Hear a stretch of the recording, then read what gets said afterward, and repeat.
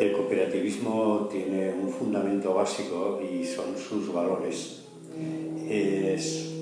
La cooperativa se produce simultáneamente la convergencia entre un concepto de sociedad, es decir, la agrupación de personas, pero también esas personas lo que tratan de hacer es alguna actividad económica que se dirige al mercado.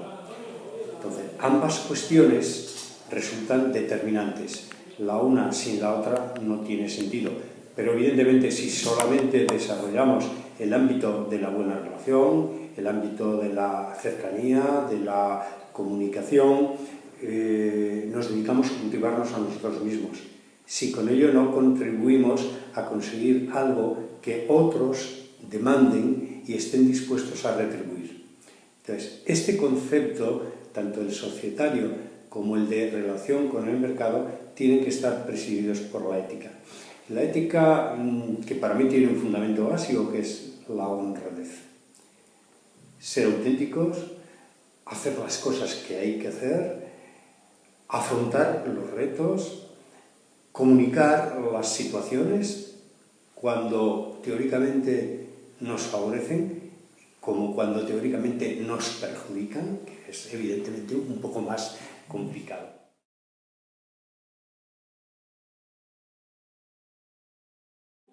Sin duda que uno de los elementos que ha contribuido a la situación deteriorada que vivimos desde el punto de vista económico, y yo creo que también desde el punto de vista social, radica en que esos valores han perdido vigencia y han sido sustituidos o fueron sustituidos por otros valores bien diferentes, como la ganancia a toda costa, el beneficio inmediato, el beneficio incluso que no se corresponde con lo que se aporta, y un deseo de acumulación permanente de riqueza sin finalidad última.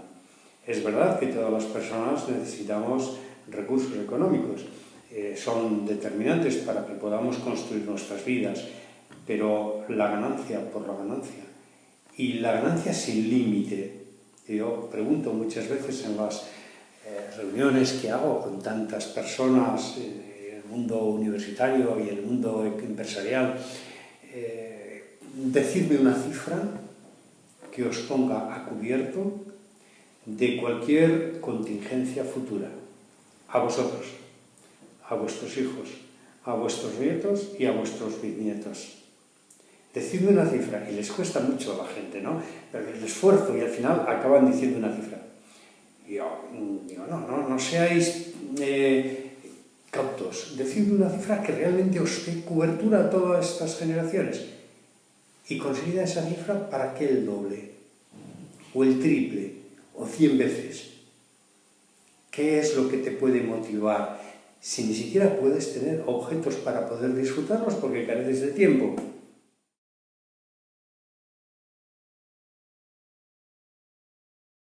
Entonces, bueno, ahí hay una lucha permanente, no es nueva, es una lucha de siempre, y al final yo creo que las personas que son capaces de llegar a determinar un nivel máximo, que eso ya es de sobra suficiente, son capaces de vivir una vida más plena, más enriquecedora, porque la relación personal es un elemento determinante en la construcción de nuestras vidas, y la construcción de esas relaciones no pueden estar basadas solamente en la acumulación, tienen que estar basadas en la comunicación, en la comprensión, en el compartir sentimientos, en el compartir proyectos, es decir, tener un propósito en la vida.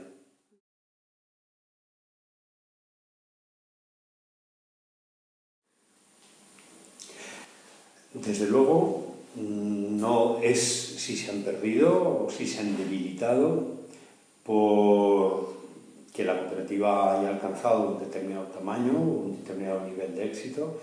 En absoluto no coincido con esa apreciación. Será en todo caso porque sus dirigentes han dejado de asumir una parte de su tarea. Un director de una cooperativa que haya tenido mucho éxito no puede ser solamente un buen empresario, que tiene que serlo, un buen economista, tiene que ser un buen cooperativista. tiene que creer en los valores que inspiran esa actividad. Pero además, esos valores tienen que estar reflejados en los comportamientos prácticos. No puede ser simplemente un listado de cuestiones teóricas en las que digo creer, sino que tiene que transformarse en el comportamiento real. Por ejemplo, no concibo una asamblea de una cooperativa en la que solamente se hable de números. Claro que hay que hablar de números, es obligatorio hablar de números, pero hay que explicar el sentido que tienen esos números. ¿Qué significa tener beneficios? Claro que hay que tener beneficios, pero sin tener beneficios, y hay que explicar a los socios, significa garantía del puesto de trabajo. Supone tener recursos para invertir y, en consecuencia, dar opciones de trabajo a otras personas. Supone tener un balance más seguro, más consolidado, por tanto, que nos da más perdurabilidad. Pero, además, los beneficios que tenemos no son para cualquier cosa, sino que son, sobre todo, para potenciar el desarrollo de la cooperativa. De manera que, por una o por otra vía, van en un porcentaje máximo a la capitalización.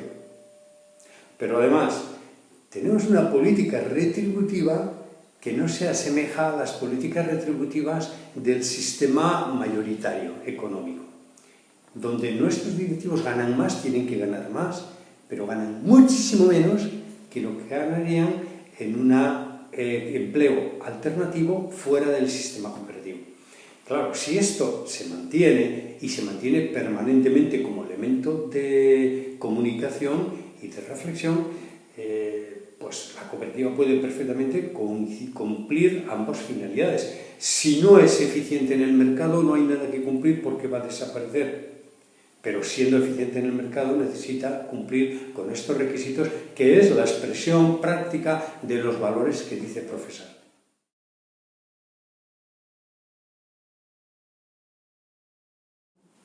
Sí, tengo que decir que conozco de este acontecimiento desgraciado lo que se ha publicado en la prensa, en los medios de comunicación. No tengo ninguna otra información.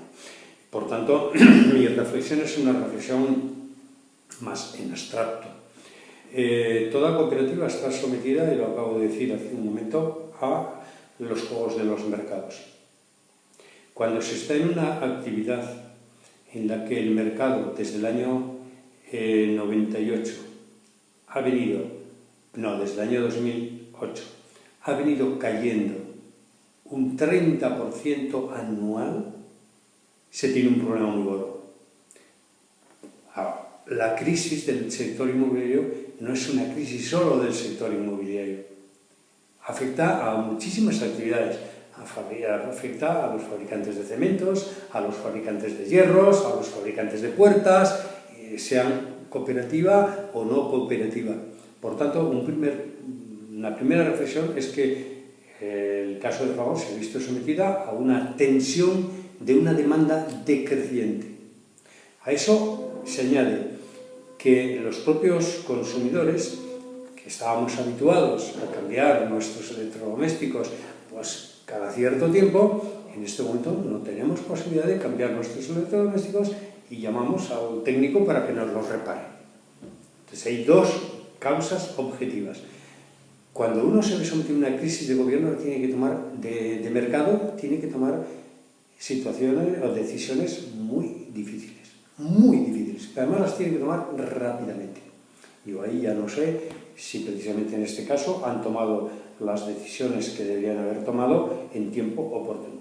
Pero las decisiones son tan dramáticas que supondría, antes de llegar a la situación que han llegado, haber dejado sin trabajo, a lo mejor, a 2/3 partes de las personas. Y en este caso hay que reconocer que la realidad cooperativa plantea frenos, porque todas las decisiones hay que tomarlas en una asamblea. Y porque las decisiones afectan a las personas que tienen la capacidad de tomar esas decisiones. Entonces ya no sé si se ha producido una cierta dilación en la toma de decisiones que en ningún caso son gratas. Pero no hay ninguna cooperativa que esté exonerada de las condiciones del mercado en el que actúa. Y por mucho que esos valores a los que hemos empezado haciendo referencia sean reales, cuando no hay trabajo más que para 3, no se puede mantener a 30, salvo poner en riesgo los 30 puestos de trabajo. Por eso es muy difícil ser director o directivo de una cooperativa. Es mucho más difícil ser directivo de una cooperativa que de una empresa de capital.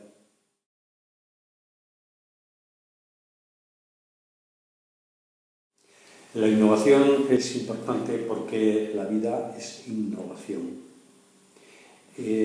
Solemos olvidar el pasado y es una pérdida porque el pasado constituye nuestros antecedentes. Y si echamos la vista atrás, todo el mundo cae en la cuenta de que las cosas hoy no tienen nada que ver con las cosas de ayer. Yo veo ahora a mis nietas jugando con los iPads y los iPhone y nadie les ha explicado cómo, y lo dominan perfectamente, y a mí me cuesta hacer un cursillo, entender cómo se manejan los 4 elementos básicos. Es decir, el mundo cambia a una velocidad vertiginosa, y el mundo cambia porque innova.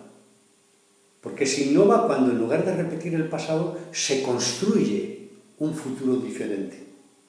Y eso afecta a todas las empresas y, claro, a las empresas cooperativas. Solo que no solemos reaccionar con la prontitud necesaria a esas exigencias de la innovación por una razón, porque somos bastante reacios al cambio. El cambio nos duele. Nos duele abandonar lo conocido para lanzarnos en terrenos ignotos, donde no sabemos qué va a pasar, ni por qué vía se conduce hacia esos lugares que queremos ir, donde hay que estar experimentando. Y abandonar lo conocido es muy doloroso. Yo suelo recordar una anécdota que creo que lo refleja muy bien. Cuando una de nuestras nietas tenía 4 años, mi mujer, que me ha acompañado a lo largo de esta apasionante historia personal y que le debo muchísimo para todo lo que he hecho, viendo a una niña de 4 años, que era un encanto de niña, como todas las nietas son un encanto, las nietas son un encanto de niñas, le dijo: «Ay, Naira, cariño, no crezcas». Y la niña, con 4 años, le dijo: «Amona», que es abuela, «abuela, si siempre voy a ser Naira». Es una lección extraordinaria. Nos da miedo cambiar las cosas porque nos produce vértigo la incertidumbre. Pero si no las cambiamos, estamos condenados a abandonarlas por la presión de los que sí están decididos a cambiarlas. Por eso la innovación no es el desarrollo tecnológico que está incluido dentro de la innovación. Es un concepto que va mucho más allá y es mucho más amplio. Es la innovación como principio, la innovación como aceptación del que cambio es parte fundamental de la vida.